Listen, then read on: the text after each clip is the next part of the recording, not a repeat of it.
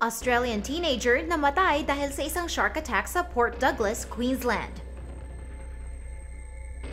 Ang 18-year-old na mangingisdang si Daniel Smith ay kakatapos pa lang ng high school nang siya'y namatay matapos siyang atakihin ng isang pating sa Queensland alas 11 ng umaga.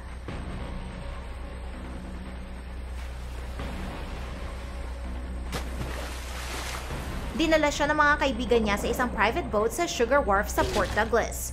Naglalangoy siya nang nakagat siya ng pating sa kanang hita, singit at braso.